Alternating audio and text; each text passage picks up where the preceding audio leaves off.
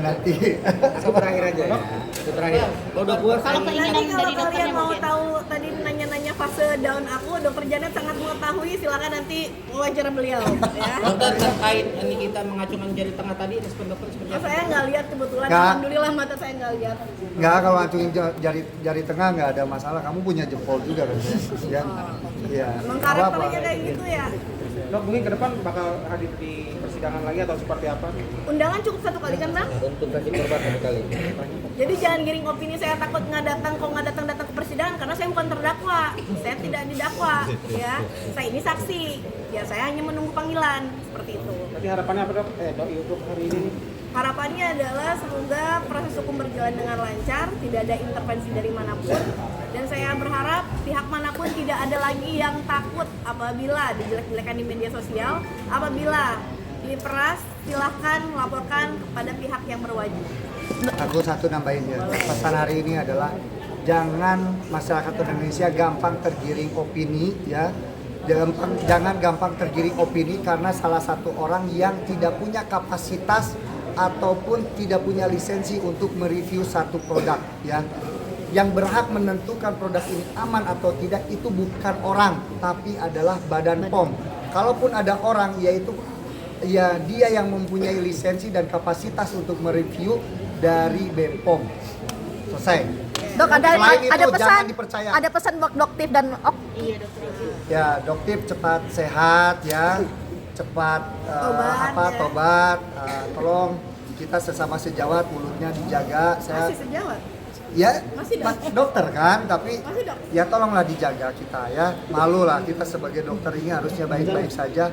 Ingat ya, setiap teguran apapun kita sebagai sejawat itu harus memperlakukan kita sebagai saudara kandung. Kalaupun teguran kita salah, itu tidak boleh dipublish, kita harus bicara berdua. Bukan dijelek-jelekan secara pribadinya dan menyerang pribadi itu udah. Ya kalian nilai sendiri lah. Sebelumnya ketua Perdesi ya, ketua Perhimpunan Dokter Kecantikan di Indonesia ya. Silakan tanyakan kepada beliau bagaimana sumpah dokter itu, ya bagaimana etika kedokteran itu, seperti itu dok. Coba dijelaskan dok. Ya saya rasa sih teman-teman bisa lihat lah ya di Google bagaimana sumpah dokter, etik kedokteran itu bisa dicari di Google, dan apakah teman-teman ini sepakat dengan apa yang dilakukan oleh oknum dokter yang menjelekkan sejawatnya di sosial media seperti itu. Dan saya juga saya jujur sangat melihat perjuangan beliau, dan saya sangat berterima kasih karena beliau ini bukan satu-satunya korban intimidasi dan upaya-upaya permintaan sejumlah uang. Tetapi saya berikan apresiasi karena di sini Dokter Resa dan suami lah yang berani speak up dan membongkar kasus ini. Selama ini kan giringan opininya begitu luar biasa. Dan saya juga berharap teman-teman media di sini bantu menyebarkan berita yang positif. Jangan membantu menyebarkan berita negatif, apalagi menormalisasi bullying yang bertujuan untuk melakukan tindak kriminalitas. Itu mungkin permintaan saya. Dokter Reza.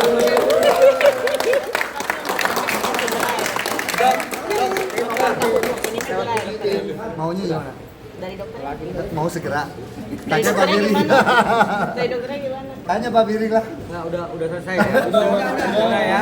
Ya pokoknya Aku terakhir. ikutin aja lah, ikutin aja kita apa namanya. Ya saya tuh kadang suka takut salah ngomong, ngeduluin ngomong, nanti saya ditegur. Ini agak galak beneran, agak galak. Soalnya yang berani gebrak meja cuma dia doang ke istri Kalau saya. saya merasa mempunyai kredibilitas saya sebagai dokter, Bang Biri mempunyai kredibilitas beliau sebagai lawyer. Kata-kata hari ini. Sampai ke beberapa hal. Satu, malam ini adalah cara kami membayar hutang kami kepada rekan-rekan media dan klien kami. Setengah jam lebih ya. Selama ini kami memisahkan kalian karena ada hukum acara yang harus kami patuhi. Oke, itu pertama. Yang kedua, ketika klien kami dan kami harus mematuhi hukum acara, bukan berarti klien kami dipelangak-pelongok atau takut. Malam ini lihat, pindahkan pelangak-pelongok itu kepada siapa? Oke? Yang ketiga, saya mau kritik kepada rekan-rekan sejawat kami. Inilah hukum acara yang sebenarnya. Kalau Anda sebagai penasihat hukum dari pelapor, lu nggak ada punya wewenang untuk berbicara peristiwa hukum. Itu adalah wewenang dari jaksa penuntut umum. Jangan ngebacot. Kami aja tidak berani berbicara peristiwa hukum dari awal sampai tadi. Clear ya? Jadi kalau ada advokat, praktisi hukum ngebacot peristiwa hukum terhadap klien kami, dia tidak paham hukum acara. Oke, selamat malam.